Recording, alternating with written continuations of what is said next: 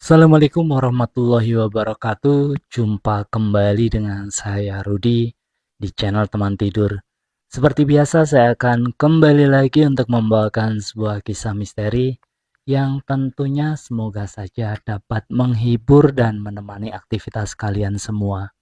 Dan untuk kalian semua yang sedang menonton video ini, semoga diberikan kesehatan dan diberikan kelancaran rezekinya. Amin. Dan seperti biasa, yuk daripada kita lama-lama langsung saja kita masuk dalam ceritanya. Cekidot. Pagi di desa Dukuh Wetan selalu dimulai dengan suara ayam berkokok dan derit pintu rumah yang dibuka satu persatu. Matahari bahkan belum tinggi ketika Mbok Darmi sudah keluar dari rumah bambunya sambil membawa ember besar berisi pakaian kotor milik tetangga. Rumahnya kecil, berdinding anyaman bambu yang mulai bolong di beberapa bagian. Atapnya dari genteng tua yang sering bocor kalau hujan deras. Di depan rumah ada bangku kayu panjang yang sudah kusam. Bangku itu sering dipakai Mbok Darmi untuk duduk sambil memilah sayur sebelum dijual keliling. Hidup Mbok Darmi memang tidak pernah mudah. Sejak suaminya meninggal belasan tahun lalu karena sakit, ia harus menjalani semuanya sendirian. Tidak ada tabungan, tidak ada warisan. Yang tersisa hanya rumah kecil dan seorang anak perempuan yang waktu itu masih duduk di bangku SD. Anak itu sekarang sudah tumbuh menjadi gadis remaja bernama Gendis. Gendis adalah alasan Mbok Darmi bangun setiap pagi. Semua lelah dan sakit di tubuhnya seperti tidak berarti selama ia masih bisa melihat anaknya tersenyum. Hari itu seperti biasa, Mbok Darmi berjalan ke sumur umum di ujung gang untuk mencuci. Ember besar ia pikul di pinggang. Beberapa ibu lain sudah lebih dulu datang. "Pagi, Mbok," sapa Butini sambil memeras kain. "Pagi," jawab Mbok Darmi sambil tersenyum tipis. Ia langsung duduk di pinggir sumur dan mulai mengucak pakaian satu persatu. Tangannya sudah kasar karena sabun dan air dingin bertahun-tahun. Kadang pergelangannya sakit, tapi ia tidak pernah mengeluh. "Gendis sudah besar sekarang ya," kata Butini lagi. Mbok Darmi mengangguk pelan. "Sudah bantu-bantu di rumah juga." Wajahnya terlihat bangga saat menyebut nama anaknya. Memang benar, Gendis bukan gadis yang suka bermalas-malasan. Setiap pagi sebelum Mbok Darmi berangkat mencuci, Gendis sudah lebih dulu bangun. Ia menyapu halaman, menjerang air, lalu menyiapkan nasi sederhana untuk sarapan. Saat Mbok Darmi pulang, rumah selalu sudah rapi. Siang hari setelah pekerjaan mencuci selesai, Mbok Darmi pulang sambil membawa bayaran seadanya. Kadang hanya uang belasan ribu, kadang dibayar dengan beras atau sayur. Apapun diterima, selama bisa dimasak untuk makan malam. Ketika sampai di rumah, ia melihat Gendis sedang duduk di lantai sambil memilah bayam dan kangkung. "Kamu sudah makan?" tanya Mbok Darmi. "Sudah, Mak. Tadi makan sisa nasi semalam," jawab Gendis sambil tersenyum. Mbok Darmi duduk di samping anaknya. "Capek?" Gendis menggeleng cepat. "Enggak kok, malah seneng bisa bantu." Jawaban itu selalu membuat dada Mbok Darmi hangat sekaligus perih. Ia tahu Gendis sering menahan lapar agar ibunya bisa makan lebih banyak. Sore hari adalah waktu mereka berjualan sayur keliling. Sayur yang mereka jual tidak banyak, hanya hasil beli dari pasar yang dijual lagi di kampung sekitar. Keuntungannya kecil, tapi cukup untuk menambah pemasukan. Gendis berjalan di samping ibunya sambil membawa keranjang. Bayam, kangkung, tomat, teriak Gendis dengan suara cukup keras. Beberapa warga keluar rumah dan membeli. Mereka mengenal Mbok Darmi dan Gendis sebagai ibu dan anak yang rajin. "Anaknya cantik, Mbok. Nanti kalau sudah kerja pasti cepat dapat jodoh," goda seorang ibu pembeli. Gendis hanya tersenyum malu. Mbok Darmi ikut tertawa kecil, tapi di dalam hati ia memikirkan masa depan anaknya. Ia tidak ingin Gendis hidup susah seperti dirinya. Malam hari adalah waktu paling tenang bagi mereka. Lampu rumah hanya satu, redup dan kadang berkedip. Mereka makan di lantai dengan lauk sederhana, tempe goreng atau sayur bening. Setelah makan, Gendis biasanya duduk dekat ibunya. "Mak, aku pengen kerja nanti kalau sudah cukup umur," kata Gendis suatu malam. Mbok Darmi menoleh. "Kerja apa?" "Apa saja, yang penting bisa bantu Mak." Mbok Darmi tidak langsung menjawab. Ia menatap wajah anaknya lama. Dalam hati, ia tahu cepat atau lambat hari itu akan datang. Beberapa minggu kemudian, kabar tentang lowongan pekerjaan datang dari mulut ke mulut. Juragan Martono, orang paling kaya di desa Dukuh Wetan, sedang mencari pembantu rumah tangga. Rumahnya besar, punya mobil, punya penggilingan padi dan banyak sawah. Bekerja di sana dianggap kesempatan langka. Kabar itu pertama kali Mbok Darmi dengar dari Bu Tini. Katanya gajinya lumayan, Mbok, dapat makan juga, ujar Bu Tini. Sepanjang perjalanan pulang, Mbok Darmi terus memikirkan hal itu. Di satu sisi, ia tidak tega melepas anaknya bekerja di rumah orang. Di sisi lain, ia sadar kesempatan seperti ini jarang datang. Malam itu, setelah makan, ia memberanikan diri bicara. "Gendis," panggilnya pelan. "Iya, Mak. Kamu mau kerja?" Gendis terdiam sebentar. "Kerja di mana?" "Di rumah Juragan Martono. Katanya butuh pembantu." Gendis terlihat kaget, tapi tidak menolak. Ia justru terlihat berpikir serius. "Kalau aku kerja, Mak nggak capek sendirian?" Pertanyaan itu membuat Mbok Darmi menelan ludah. Ia tersenyum, walau hatinya berat. "Mak sudah biasa kerja sendiri. Kamu pikirkan masa depanmu." Gendis menunduk. "Kalau itu bisa bikin hidup kita lebih baik, aku mau, Mak." Malam itu mereka berbicara lama, tentang harapan, tentang gaji, tentang kemungkinan hidup yang sedikit lebih mudah. Beberapa hari kemudian, Mbok Darmi mengantar Gendis ke rumah Juragan Martono untuk melamar. Rumah itu sangat besar dibanding rumah mereka. Halamannya luas, pagar tinggi, dan lantainya mengkilap. Gendis terlihat gugup. "Mak," bisiknya. Mbok Darmi menggenggam tangan anaknya. "Jangan takut." Pintu rumah dibuka oleh seorang perempuan rapi yang kemudian memperkenalkan diri sebagai Bu Cici. Ia menatap Gendis dari atas sampai bawah. "Kamu yang mau kerja?" tanyanya singkat. "Iya, Bu," jawab Gendis pelan. Wawancara tidak berlangsung lama. Bu Cici terlihat puas karena Gendis terlihat penurut dan sopan. Sore itu juga keputusan diambil. Gendis diterima bekerja. Di perjalanan pulang, Mbok Darmi tidak banyak bicara. Ia hanya berjalan pelan sambil memikirkan hari-hari setelah ini. Beberapa hari kemudian, hari pertama Gendis mulai bekerja tiba. Pagi itu, Mbok Darmi bangun lebih awal dari biasanya. Ia menyiapkan nasi hangat, telur dadar, dan sayur bening. Makanan paling istimewa yang bisa ia buat. Mereka makan dalam diam. Setelah selesai, Gendis berpamitan. "Mak, doakan aku ya." Mbok Darmi memeluk anaknya erat, lebih erat dari biasanya. "Jaga diri baik-baik." Gendis mengangguk sambil menahan air mata. Mbok Darmi mengantar sampai gerbang rumah. Ia berdiri di sana cukup lama setelah Gendis berjalan menjauh. Hatinya campur aduk. Bangga, khawatir, sedih, dan berharap sekaligus. Untuk pertama kalinya dalam hidupnya, rumah kecil itu terasa sangat sepi. Hari-hari pertama bekerja terasa seperti pengalaman baru bagi Gendis. Rumah Juragan Martono jauh lebih besar dari yang pernah ia bayangkan. Halamannya luas, lantainya mengkilap, dan setiap sudut terlihat rapi. Awalnya ia merasa gugup karena takut melakukan kesalahan, tetapi Bu Cici terlihat ramah di hari-hari awal. Pekerjaan Gendis dimulai sejak pagi.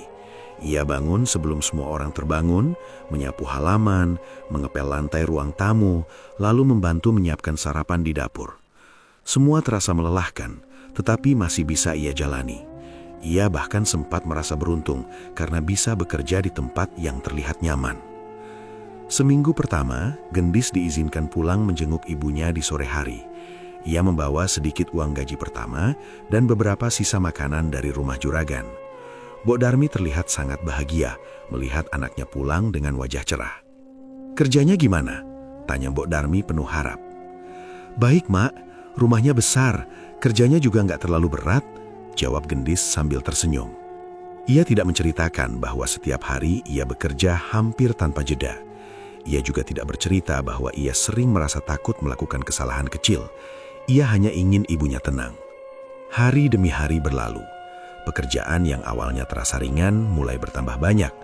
Selain membersihkan rumah, Gendis juga harus mencuci pakaian seluruh keluarga, menyetrika, membersihkan gudang, hingga merawat taman kecil di belakang rumah. Bu Cici mulai menunjukkan perubahan sikap. Ia lebih sering mengawasi pekerjaan Gendis dan mudah marah jika ada hal kecil yang dianggap tidak beres. Suatu pagi, Bu Cici memanggilnya dengan nada tinggi. "Gendis, lantai dapur masih kotor. Gendis bergegas datang. Maaf Bu, tadi sudah dipel, mungkin belum kering. Bu Cici menghela napas panjang. Kalau kerja yang benar, jangan asal cepat selesai. Sejak saat itu, teguran mulai sering terdengar. Tidak selalu keras, tetapi cukup membuat Gendis tegang sepanjang hari. Juragan Martono sendiri jarang bicara. Ia hanya memberi perintah singkat dan berharap semuanya beres. Jika melihat sesuatu tidak sesuai, ia hanya memanggil Bu Cici dan setelah itu biasanya Gendis yang kena tegur. Waktu istirahat Gendis semakin sedikit. Ia sering makan cepat di dapur, sendirian. Tidak ada waktu duduk santai seperti di rumah dulu. Setiap hari terasa seperti perlombaan yang tidak pernah selesai. Beberapa minggu kemudian, Gendis mulai jarang pulang. Bu Cici mengatakan bahwa pekerjaan rumah terlalu banyak dan ia harus tinggal di rumah juragan setiap hari. Gendis tidak berani menolak. Ketika akhirnya ia pulang setelah hampir sebulan, Mbok Darmi langsung menyadari perubahan pada anaknya. Wajah Gendis terlihat lebih pucat, tubuhnya lebih kurus. "Kamu sakit?" tanya Mbok Darmi khawatir. "Enggak kok, Mak, cuma capek sedikit," jawab Gendis cepat. Ia tersenyum, tetapi matanya tidak seterang dulu. Mbok Darmi ingin bertanya lebih jauh, tetapi Gendis segera mengalihkan pembicaraan. Ia bercerita tentang dapur besar, taman belakang, dan banyaknya pekerjaan agar ibunya percaya semuanya baik-baik saja. Saat malam tiba, Mbok Darmi melihat tangan anaknya yang memerah dan kasar. Ia menyentuhnya pelan. "Ini kenapa?" "Kena sabun terus, Mak. Biasa kok," jawab Gendis. Ia menarik tangannya perlahan dan tersenyum, seolah tidak terjadi apa-apa. Beberapa hari kemudian, Gendis kembali ke rumah juragan.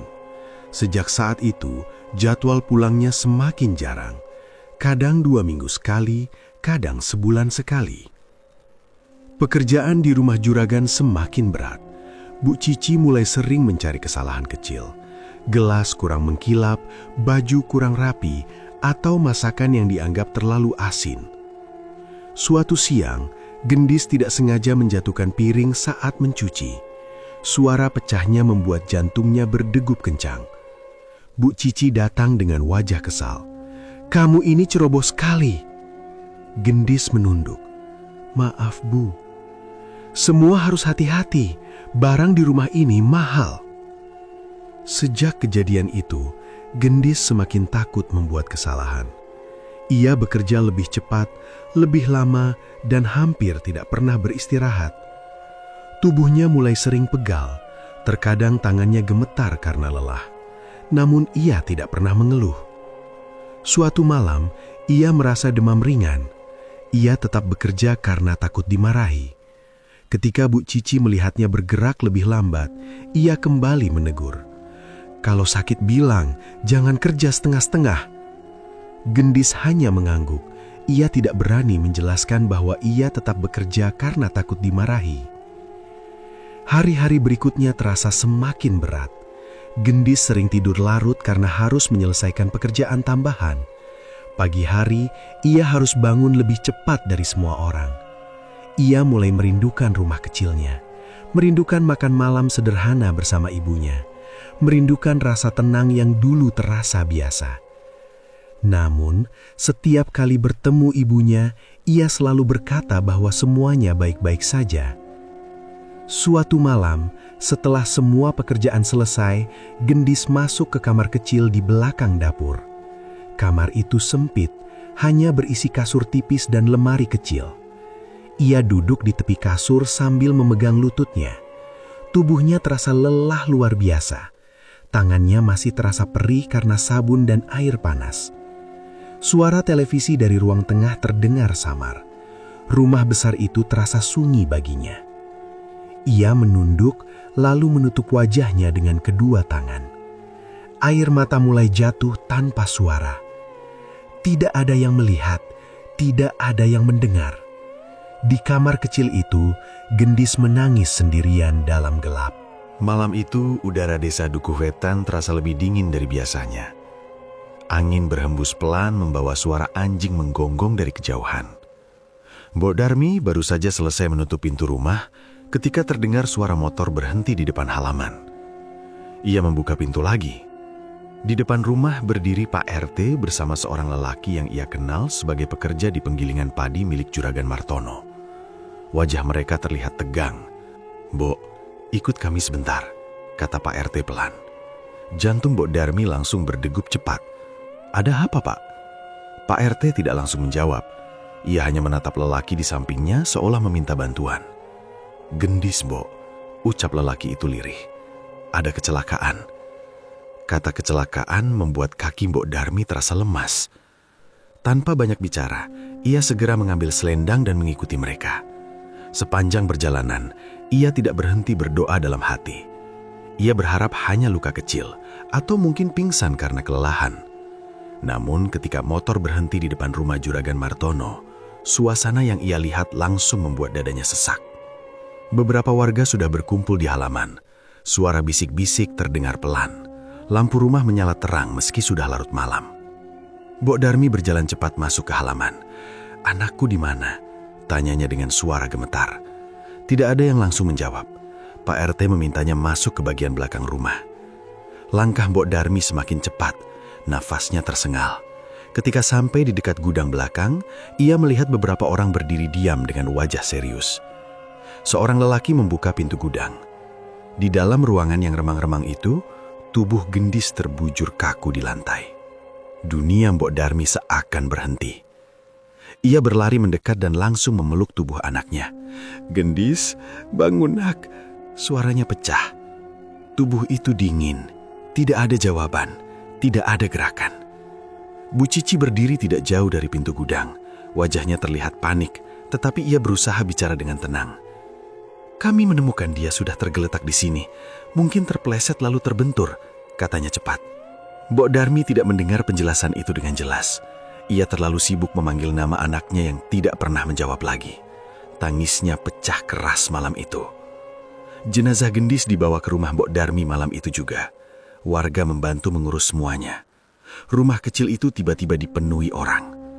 Namun di tengah keramaian, Mbok Darmi merasa sendirian. Ia duduk di samping jenazah anaknya yang sudah dibaringkan rapi. Lampu rumah yang redup membuat bayangan bergerak di dinding. Tangannya perlahan menyentuh wajah Gendis. Dingin. Ia mengusap rambut anaknya dengan gemetar. Lalu tanpa sengaja, selimut yang menutupi tubuh Gendis sedikit bergeser. Mbok Darmi terdiam. Di lengan anaknya terlihat bekas lebam. Tidak hanya satu, ada beberapa. Ada yang terlihat lama, ada yang seperti baru. Tangannya perlahan membuka bagian lain kain penutup. Ia melihat luka di kaki, di punggung, di bahu. Bukan satu luka, bukan luka jatuh biasa. Nafas Mbok Darmi menjadi berat, dadanya naik turun cepat. "Ini kenapa?" bisiknya. Ia menoleh ke arah warga di sekitar. Tidak ada yang berani menatap balik. Tangisnya berubah menjadi suara serak penuh amarah. "Ini bukan jatuh." Suasana rumah langsung sunyi. Beberapa warga saling berpandangan, tetapi tidak ada yang berani bicara. Keesokan paginya, Mbok Darmi mendatangi rumah Juragan Martono. Wajahnya pucat, matanya bengkak karena semalaman tidak tidur. Ia berdiri di depan pintu besar rumah itu dan mengetuk keras. Bu Cici yang membuka pintu terlihat kaget melihatnya datang pagi-pagi. "Ada apa lagi, Mbok?" Mbok Darmi menahan air mata. "Anak saya kenapa?" "Sudah dijelaskan semalam, dia jatuh di gudang," jawab Bu Cici singkat. Mbok Darmi menggeleng. Di tubuhnya banyak luka. Bu Cici terlihat tidak sabar. Namanya juga kerja rumah tangga, luka kecil itu biasa. Jawaban itu membuat tangan Mbok Darmi gemetar. "Saya mau ke polisi." Kalimat itu membuat Bu Cici terdiam beberapa detik. Lalu ia menarik napas panjang. "Silahkan kalau mau repot sendiri." Hari itu Mbok Darmi benar-benar datang ke kantor polisi kecamatan. Ia menceritakan semuanya dengan suara bergetar. Namun laporan itu tidak berjalan seperti yang ia harapkan. Pertanyaan yang ia terima terasa dingin dan singkat. Tidak ada penyelidikan panjang, tidak ada pemeriksaan mendalam. Beberapa hari kemudian, kesimpulan keluar. Kecelakaan kerja. Kasus ditutup. Ketika Mbok Darmi menerima kabar itu, ia tidak berkata apa-apa. Ia hanya duduk diam di kursi kayu depan rumah. Warga yang lewat hanya bisa menatap iba. Tidak ada yang berani ikut campur. Juragan Martono terlalu berpengaruh di desa itu. Hari pemakaman tiba. Langit mendung sejak pagi. Tanah pemakaman masih basah oleh hujan semalam. Beberapa warga membantu menurunkan peti ke liang lahat. Mbok Darmi berdiri di dekat makam tanpa suara. Tidak ada teriakan, tidak ada tangisan keras. Ia hanya menatap tanah yang perlahan menutup tubuh anaknya. Orang-orang mulai pulang satu persatu. Suasana pemakaman kembali sunyi. Matahari mulai turun ketika Mbok Darmi masih duduk di samping makam. Tangannya menggenggam tanah merah yang masih lembab. Air matanya jatuh pelan. Ia tidak berbicara, tidak memanggil nama siapapun. Di dalam hatinya, rasa sedih perlahan berubah menjadi sesuatu yang lebih gelap. Sesuatu yang mulai tumbuh diam-diam. Dendam. Sejak hari pemakaman, kehidupan Mbok Darmi berubah total. Rumah kecil yang dulu terasa hangat, kini sunyi. Tidak ada suara sapu di pagi hari, tidak ada langkah kaki ringan di dapur, dan tidak ada lagi suara yang memanggilnya dengan kata "mak". Hari-hari Mbok Darmi hanya diisi duduk diam di depan rumah atau berjalan ke makam gendis. Ia jarang bicara dengan warga. Pekerjaan mencuci yang dulu ia lakukan setiap pagi mulai ditinggalkan. Keranjang sayur di sudut rumah dibiarkan kosong dan berdebu. Beberapa tetangga sempat mencoba menghibur, tetapi Mbok Darmi hanya menjawab singkat. Wajahnya semakin tirus, matanya terlihat kosong. Namun, di balik diamnya, pikirannya terus bekerja. Setiap kali mengingat luka di tubuh gendis, napasnya selalu terasa berat. Kata-kata kecelakaan yang ia dengar dari rumah juragan terus terngiang di kepala. Ia tidak lagi merasa sedih seperti sebelumnya. Yang ada hanya rasa panas di dada yang tidak pernah hilang. Suatu sore, ketika matahari hampir tenggelam, Mbok Darmi duduk di warung kecil dekat jalan desa. Ia jarang datang ke sana, tetapi hari itu ia seolah sengaja mencari sesuatu. Beberapa lelaki tua sedang berbincang pelan di pojok warung. Percakapan mereka terdengar samar, namun satu kalimat membuat Mbok Darmi memperhatikan. Dukun tua di pinggir hutan itu masih ada, katanya. Mbok Darmi menoleh pelan. Salah satu lelaki melihatnya dan langsung diam. Suasana warung mendadak canggung. Mbok Darmi berdiri dan berjalan pulang tanpa membeli apapun, tetapi kalimat itu terus teringat. Malam itu, ia tidak tidur. Ia duduk sendirian di ruang tengah dengan lampu redup. Pikirannya terus memutar satu pertanyaan. Apakah ada cara untuk membalas? Keesokan paginya, Mbok Darmi berjalan keluar desa. Langkahnya pelan tetapi pasti. Ia melewati sawah, kebun singkong, dan jalan setapak yang jarang dilewati orang. Warga jarang datang ke arah hutan di ujung desa. Tempat itu dikenal sepi dan menyeramkan. Perjalanan itu memakan waktu hampir 1 jam. Ketika akhirnya sampai, Mbok Darmi melihat sebuah gubuk kecil berdiri di antara pepohonan. Ia berhenti beberapa langkah dari pintu. Napasnya berat, tangannya gemetar. Namun ia tetap mengetuk pintu kayu itu. Seorang lelaki tua membuka pintu perlahan.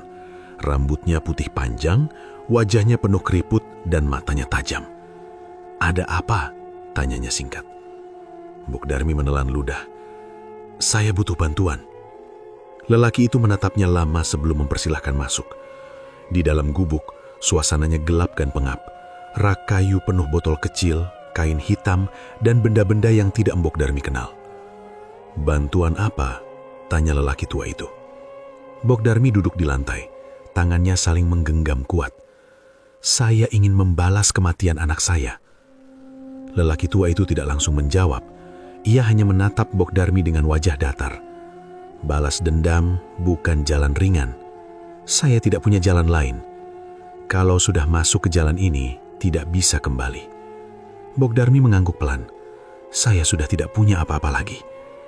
Lelaki itu berdiri dan berjalan ke sudut ruangan. Ia mengambil sebuah kotak kayu kecil, lalu meletakkannya di depan Mbok Darmi.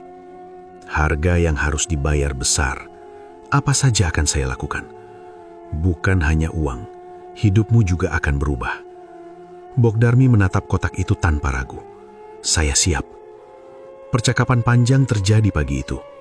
Lelaki tua itu menjelaskan ritual yang harus dilakukan, benda yang harus disiapkan, dan pantangan yang tidak boleh dilanggar. Mbok Darmi pulang dengan wajah berbeda. Ada sesuatu yang berubah di matanya, sesuatu yang tidak lagi ragu. Hari-hari berikutnya, ia mulai menjual barang-barang yang masih ia miliki. Perhiasan peninggalan suami, perabot rumah, bahkan sebagian tanah kecil di belakang rumah. Tetangga heran melihat perubahan itu, tetapi Mbok Darmi tidak menjelaskan apapun. Beberapa hari kemudian, ia kembali ke gubuk di pinggir hutan dengan membawa uang hasil penjualan dan beberapa barang yang diminta. Ritual pertama dilakukan malam hari. Gubuk itu diterangi cahaya lilin. Bau dupa memenuhi ruangan. Mbok Darmi duduk di lantai dengan tangan gemetar, tetapi ia tidak mundur. Lelaki tua itu memulai ritual dengan suara pelan. Ia memberikan petunjuk satu persatu. Mbok Darmi mengikuti semuanya tanpa ragu. Waktu terasa berjalan lambat. Suara angin di luar terdengar semakin kencang. Lilin-lilin di ruangan bergoyang.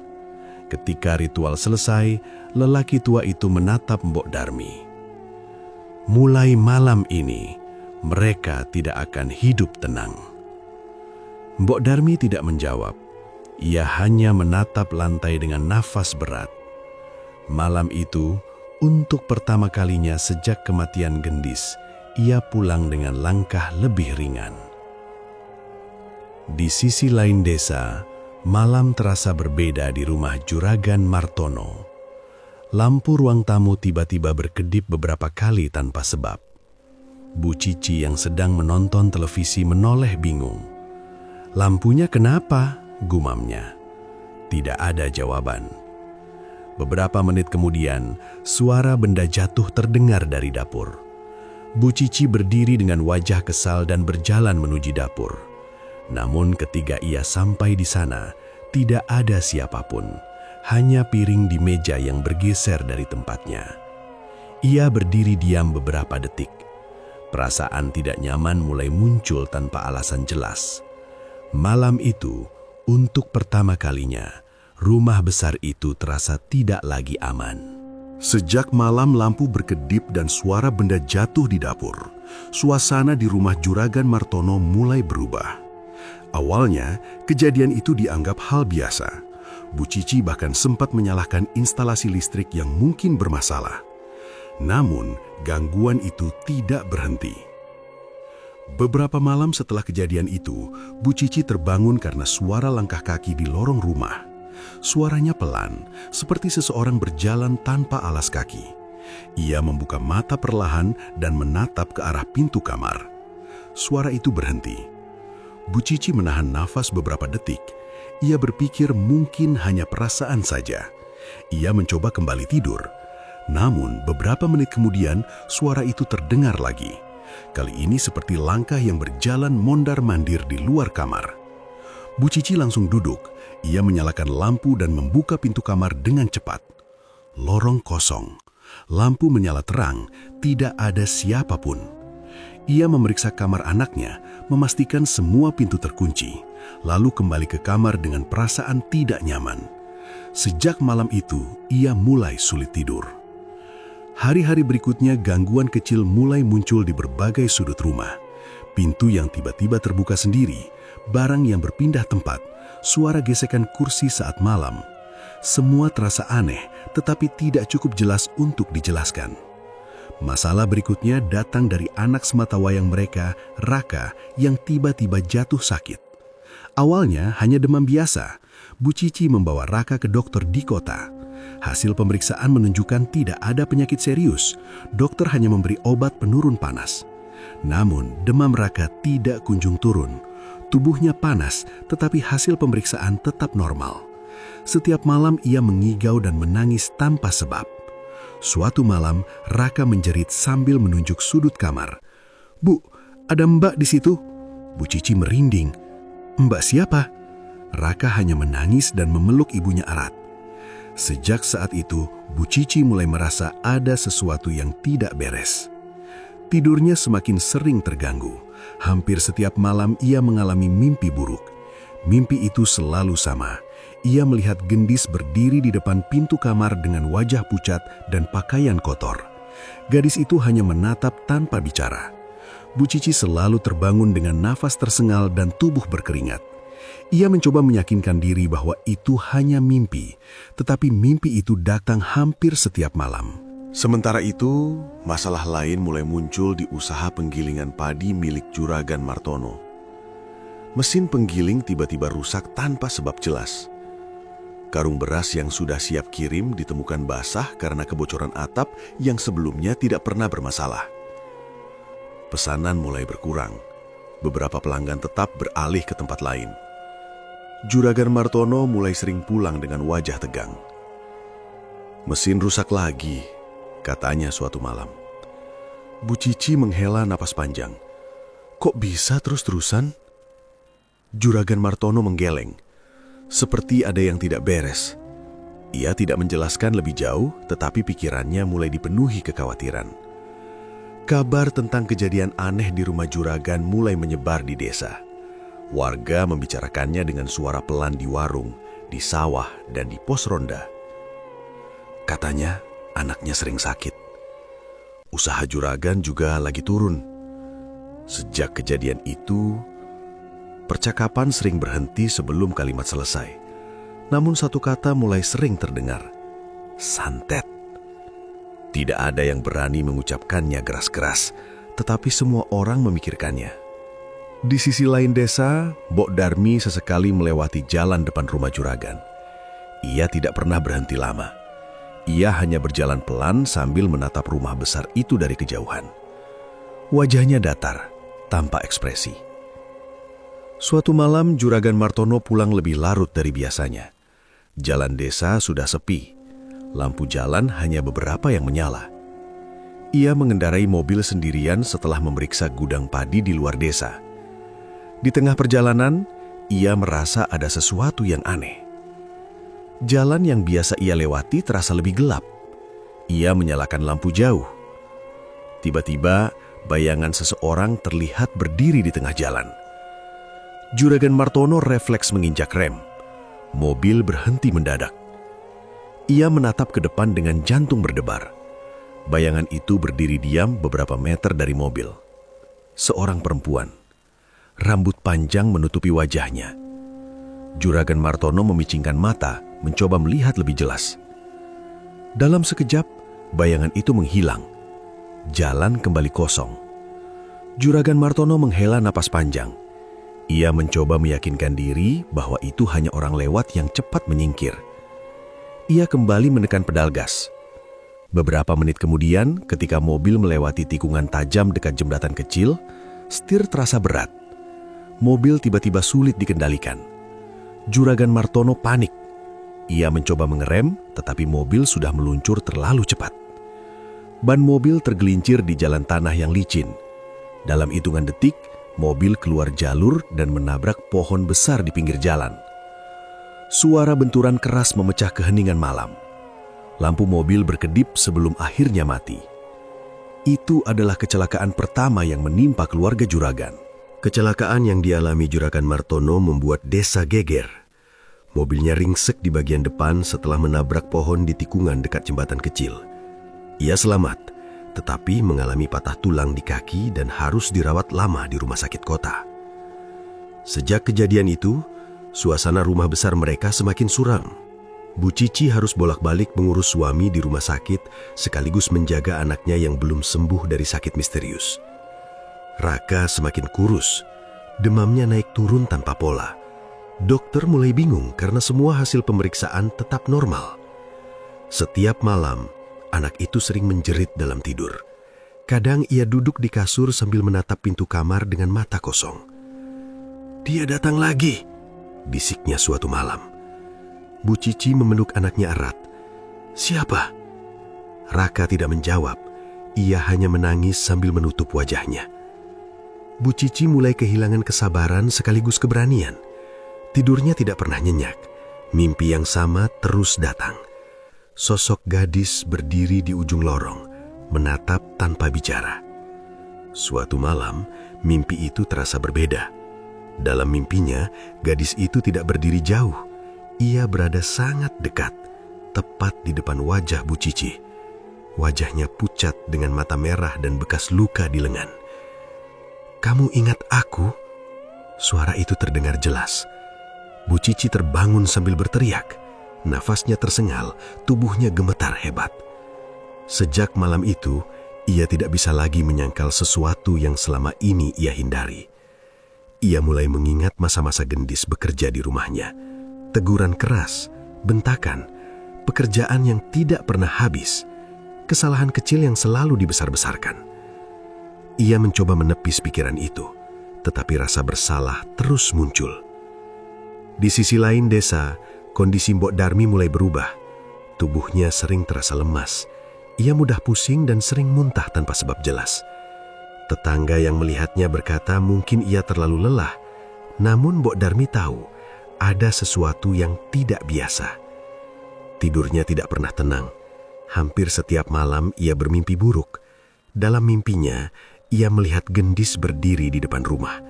Tetapi bukan dengan wajah marah. Gadis itu menangis. "Mak, pulang." Mbok Darmi selalu terbangun dengan dada sesak dan tubuh berkeringat. Ia mencoba mengabaikan, tetapi mimpi itu datang lagi dan lagi. Suatu pagi, ia merasa sakit di dada seperti ditekan sesuatu. Nafasnya pendek. Ia harus duduk lama sebelum bisa berdiri. Ia ingat perkataan lelaki tua di gubuk hutan. Harga yang harus dibayar besar. Kalimat itu terus terngiang di kepalanya. Sementara itu, kondisi Juragan Martono belum pulih sepenuhnya ketika kabar buruk lain datang. Gudang padi miliknya terbakar tengah malam. Api membesar dengan cepat dan menghanguskan sebagian besar stok beras. Kerugian besar tidak bisa dihindari. Juragan Martono hanya bisa duduk di kursi roda sambil menatap sisa bangunan yang menghitam. Wajahnya terlihat jauh lebih tua. "Kenapa semua begini?" gumamnya pelan. Di rumah, Bu Cici semakin gelisah. Ia mulai sering beribadah dan mencoba mencari bantuan ke beberapa orang pintar di desa lain. Salah satu dari mereka berkata singkat setelah melihat kondisi Raka. "Ada yang tidak suka dengan keluarga ini." Jawaban itu membuat Bu Cici menangis. Ia mulai sadar bahwa kejadian yang mereka alami bukan kebetulan. Rasa takut perlahan berubah menjadi penyesalan. Ia mulai mengingat semua perlakuannya pada gendis. Kata-kata kasar yang dulu ia anggap biasa, kini terasa menghantui. Suatu malam, Raka kembali menjerit keras. Kali ini, lebih keras dari sebelumnya. Bu Cici berlari masuk ke kamar. Ia melihat anaknya duduk di sudut kasur sambil menunjuk ke arah jendela. "Dia di luar." Bu Cici menoleh perlahan. Tirai jendela bergerak pelan, padahal tidak ada angin. Ia menutup mata sambil menangis histeris. Hari-hari berikutnya terasa semakin berat. Juragan Martono yang baru pulang dari rumah sakit tiba-tiba jatuh sakit kembali. Demam tinggi menyerangnya tanpa sebab jelas. Tubuhnya lemah, nafsu makannya hilang. Rumah besar itu berubah menjadi tempat yang penuh ketakutan. Sementara itu, Mbok Darmi semakin sering sakit. Tubuhnya semakin kurus. Tetangga mulai khawatir melihat keadaannya. Suatu malam, ia kembali bermimpi melihat gendis. Kali ini, gadis itu berdiri di depan makamnya sendiri. "Mak, aku tidak minta ini." Mbok Darmi terbangun sambil menangis keras untuk pertama kalinya sejak lama. Namun, semua sudah terlambat.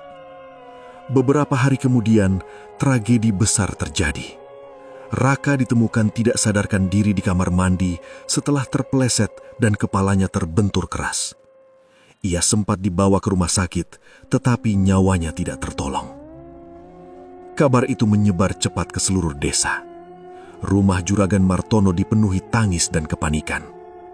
Bu Cici duduk di lantai rumah sakit sambil menangis histeris. Juragan Martono hanya diam dengan wajah kosong. dalam waktu singkat, keluarga itu kehilangan segalanya. Itu adalah tragedi terbesar yang menghancurkan keluarga Juragan. Sejak kematian Raka, rumah besar milik keluarga Juragan Martono tidak pernah lagi terlihat sama. Pintu gerbang jarang terbuka, lampu rumah sering mati lebih cepat dari biasanya. Tidak ada lagi suara kendaraan keluar masuk seperti dulu. Beberapa minggu setelah pemakaman, warga melihat truk pindahan berhenti di depan rumah itu.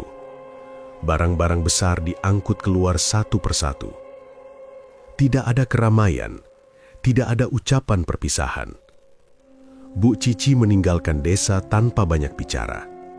Juragan Martono ikut pergi bersamanya. Tidak ada yang tahu kemana mereka pindah. Rumah besar itu akhirnya kosong. Rumput di halaman mulai tumbuh liar. Cap tembok perlahan kusam. Pada malam hari, tempat itu terlihat gelap dan sepi. Warga mulai menghindari jalan depan rumah itu ketika malam tiba. Namun di balik kabar itu, kehidupan Mbok Darmi justru semakin memburuk. Tubuhnya semakin lemah. Ia jarang keluar rumah. Pekerjaan yang dulu ia lakukan sudah lama berhenti. Tetangga sering mengantarkan makanan, tetapi porsi yang ia makan semakin sedikit. Ia lebih sering duduk sendirian di dalam rumah dengan tatapan kosong. Malam hari menjadi waktu yang paling ia takuti. Hampir setiap malam, ia merasa tidak sendirian di dalam rumah. Suara langkah pelan sering terdengar dari dapur atau ruang tengah. Kadang terdengar suara pintu berderit pelan. Ia tahu rumah itu kosong selain dirinya, tetapi suara-suara itu tetap datang. Suatu malam, ia terbangun karena suara kursi bergeser di ruang depan. Suara itu jelas, tidak mungkin salah dengar. Mbok Darmi duduk di kasur dengan napas cepat. Ia menatap pintu kamar yang setengah terbuka. "Siapa?" Suaranya pelan. Tidak ada jawaban. Namun ia yakin ada seseorang di luar kamar. Ia berdiri perlahan dan melangkah keluar. Lampu ruang depan mati. Hanya cahaya bulan dari jendela yang menerangi ruangan. Kursi kayu di tengah ruangan memang bergeser dari tempat biasanya. Mbok Darmi menelan ludah. Gendis. Tidak ada suara, tidak ada gerakan. Ia kembali ke kamar dengan tubuh gemetar. Sejak malam itu, kejadian serupa semakin sering terjadi. Kadang suara piring jatuh dari dapur. Kadang pintu belakang terbuka sendiri. Kadang terdengar suara langkah kecil di lantai. Namun yang paling membuatnya hancur adalah mimpi yang terus datang. Ia selalu melihat Gendis berdiri di depan rumah dengan wajah sedih. Tidak marah, tidak menakutkan, hanya menangis. "Mak, kenapa?" Kalimat itu terus terulang. Setiap kali terbangun, dada Mbok Darmi terasa semakin berat. Ia mulai menyadari sesuatu yang dulu tidak ia pikirkan. Dendam tidak membuat hatinya lega. Dendam tidak membuat rasa sakit hilang. Suatu sore, Mbok Darmi memutuskan kembali ke makam Gendis. Ia berjalan pelan dengan tubuh yang sudah sangat lemah. Ia duduk di samping makam itu lama sekali, tanpa bicara. Tangannya menyentuh tanah yang sudah mulai mengeras. Air matanya jatuh perlahan. "Maafkan, Mak," bisiknya pelan. Langit mulai gelap ketika ia masih duduk di sana. Angin sore berhembus pelan membawa suara dedaunan. Mbok Darmi merasa sangat lelah. Lebih lelah dari sebelumnya. Malam itu, ketika ia kembali ke rumah, tubuhnya terasa semakin berat. Ia bahkan kesulitan berdiri lama. Ia berbaring di kasur tipisnya tanpa makan malam. Ketika lampu dimatikan, suara langkah kembali terdengar. Kali ini lebih jelas. Bukan dari ruang depan, dari dalam kamar. Mbok Darmi membuka mata perlahan. Di ujung kasur, ada sosok berdiri diam. Seorang gadis. Wajah pucat, mata sembab, tubuh kurus, gendis. Mbok Darmi tidak berteriak, tidak lari. Ia hanya menatap dengan napas bergetar. Sosok itu tidak mendekat, hanya berdiri sambil menangis pelan. Air mata Mbok Darmi mengalir deras. "Mak salah," katanya lirih. Sosok itu perlahan memudar sebelum akhirnya menghilang. Sejak malam itu, kesehatan Mbok Darmi menurun drastis. Ia sering tidak bangun dari tempat tidur. Tetangga yang datang menjenguk melihat kondisinya semakin memprihatinkan. Suatu pagi, seorang tetangga yang biasa mengantar makanan menemukan pintu rumah Mbok Darmi tidak terkunci. Ia masuk sambil memanggil pelan. Tidak ada jawaban. Ia menemukan Mbok Darmi terbaring di kasur dengan wajah tenang. Tubuhnya sudah dingin. Kabar kematian Mbok Darmi menyebar cepat. Warga membantu mengurus pemakamannya. Ia dimakamkan di samping makam gendis. Desa Dukuh Wetan kembali tenang seperti sebelumnya. Namun beberapa warga masih mengaku mendengar suara tangisan pelan dari arah pemakaman saat malam hari. Tidak ada yang berani memastikan kebenarannya. Desa itu kembali sunyi, tetapi menyimpan kisah yang tidak akan dilupakan. Beberapa bulan berlalu sejak semua kejadian itu berakhir. Desa Dukuh Wetan kembali menjalani aktivitas seperti biasa. Sawah tetap digarap setiap pagi, anak-anak kembali bermain di jalan desa, dan suara obrolan warga terdengar di warung kopi. Namun ada satu tempat yang tidak pernah benar-benar kembali hidup. Rumah besar milik keluarga Juragan Martono berdiri sunyi di ujung jalan. Halaman yang dulu rapi kini dipenuhi rumput liar. Pagar mulai berkarat. Jendela yang tertutup lama tampak kusam dan berdebu. Tidak ada tanda-tanda rumah itu akan dihuni kembali. Pada malam hari, suasana di sekitar rumah itu terasa berbeda. Warga yang terpaksa melewati jalan tersebut memilih mempercepat langkah. Tidak ada yang mau berhenti terlalu lama. Tidak ada yang mau membicarakannya secara terbuka, tetapi semua orang memahami alasan di balik rasa enggan itu. Kisah yang pernah terjadi di sana sudah menjadi bagian dari ingatan desa. Di ujung lain desa, di pemakaman kecil yang dikelilingi pepohonan, dua makam berdampingan berdiri sederhana. Makam gendis dan Mbok Darmi tidak pernah sepi dari kunjungan. Kadang ada warga yang menaburkan bunga, kadang hanya singgah sebentar untuk berdoa. Tidak ada yang benar-benar menang dari semua peristiwa yang terjadi. Tidak ada pihak yang keluar dengan kebahagiaan. Yang tersisa hanyalah kehilangan, penyesalan, dan kisah yang akan terus diceritakan dari generasi ke generasi sebagai pengingat. Dari kisah ini ada banyak pelajaran yang bisa dipetik. Pertama, ketidakadilan dapat melahirkan kebencian yang menghancurkan banyak kehidupan. Satu keputusan yang tidak adil dapat meninggalkan luka yang dalam. Luka yang dibiarkan tanpa penyelesaian bisa berubah menjadi kemarahan. Ketika kemarahan itu tumbuh tanpa batas, dampaknya tidak hanya dirasakan oleh satu orang, tetapi bisa menyeret banyak pihak yang tidak bersalah. Kedua, kekuasaan dan keserakahan dapat membuat manusia kehilangan hati nurani.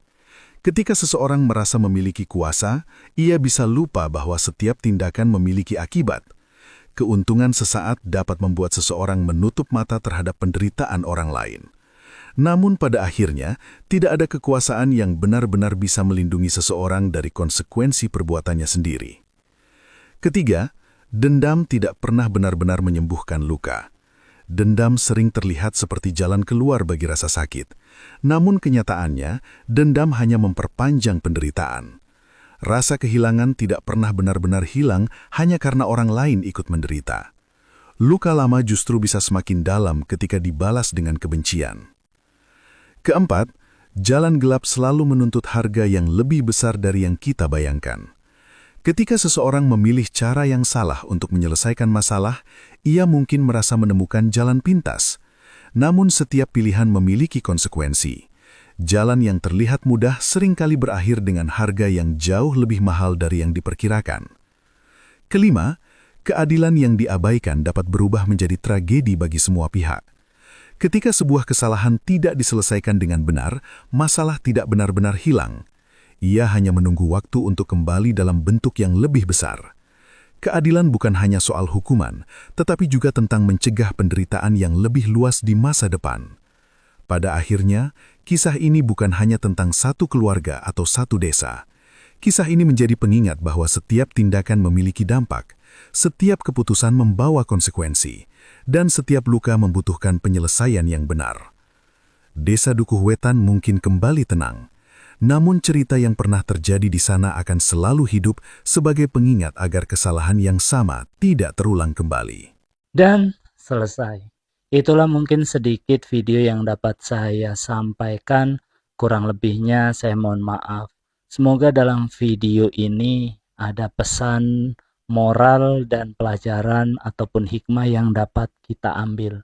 Terima kasih sudah menonton video di channel Teman Tidur. Jangan lupa tekan tombol like, share, komen, dan subscribe untuk mengikuti video kami selanjutnya ya.